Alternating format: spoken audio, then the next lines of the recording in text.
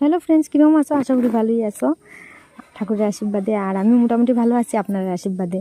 তো কইছিলাম না যে আমি ঝিঙ্গা পুস্ত কীরকম বানাই যায় সেটা আপনার লাগে শেয়ার করবো। তো আজকে লিয়ে গেছি, চলো ঝিঙ্গা পুস্ত বানাই আর দেখাই আমি কীরকম ঘরে আমি নিজের স্টাইলে বানাই, ওটা আপনার লাগে একটু অল্প শেয়ার করি।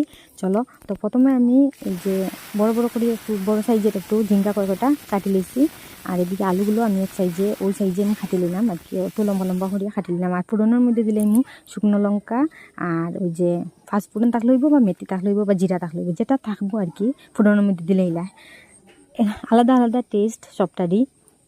তো আমি মেথি দিলেছি দিয়া তারপরে ওই যে আলুটা হালকা হালকা ভাজা করিলাম। আর এদিকে আমি একটা পেস্ট রেডি করবো, পুস্ত, কাঁচা লঙ্কা আর এই যে আদা আর মিষ্টি কুমড় থাকে না, মিষ্টি কুমড়ের বিচিগুলা আর কি কুচা ছাড়াইয়া আর এটা নিয়ে লই লিছি অল্প দিয়ে একটা মিষ্টি পেস্ট করে নিলাম করিয়া।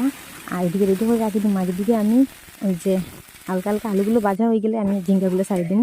তো ঝিঙ্গাগুলো অল্প আর কি কম আঁচ দিয়া, কম আছে ঝিঙ্গাগুলো প্রথমে ভাজা করবো। কতক্ষণ ভাজা করার পরে দেখবো যে ঝিঙ্গাগুলো ভাজা হয়ে গেছে, তারপরে এই যে পেস্ট বানিয়ে রাখছিলাম ওটা আমি ছাড়ি দিবো।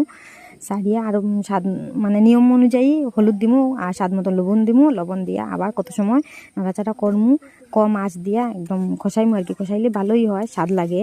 যত বেশি খসাইবা তত বেশি স্বাদ। আর বেশি পরিমাণে জল না, একদম অল্প পরিমাণে জল দিবা। দিয়া তারপরে যার যতটুকু আর কি, যে কেউ আছে ঘন খাইতে ভালো পায়, কেউ আছে পাতলা খাইতে ভালো পায়। আমার অল্প ঘন ঘন খাইতে ভালো লাগে, তো আমি এই যে কম জল দিমু। প্রথমে সাতলাইয়ে মজাই লিমু সব সবজিগুলা।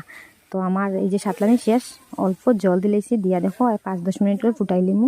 ফুটাইয়া তো হয়ে গেল আমার ঝিঙ্গে পুস্ত রেডি। কীরকম লাগে আমার রান্নাগুলো অবশ্যই কমেন্ট করে জানাই। আপনারা এরকম একবার করে ট্রাই করে দেখিও। আমি তো প্রায় সময় এরকম বানাই, বা আমার মা শস্য দিয়ে এরকম বানায়, খুবই স্বাদ লাগে। পুস্ত না থাকলেও হয়, এই যে শস্য দিয়েও হয়। খালি শস্য আদা কাঁচা লঙ্কা দিয়ে একবার বানাই খাই এদিকে বড় সাইজ করি আর কি ঝিঙ্গাগুলা। এদিকে ধনিয়া পাতা দিলেছি আর কাঁচা লঙ্কা 2টা দিলেছি উপর থেকে দিয়া রাখি দিয়েছি। তো কীরকম লাগছে আমার রান্নাগুলো অবশ্যই কমেন্ট করে জানাইও।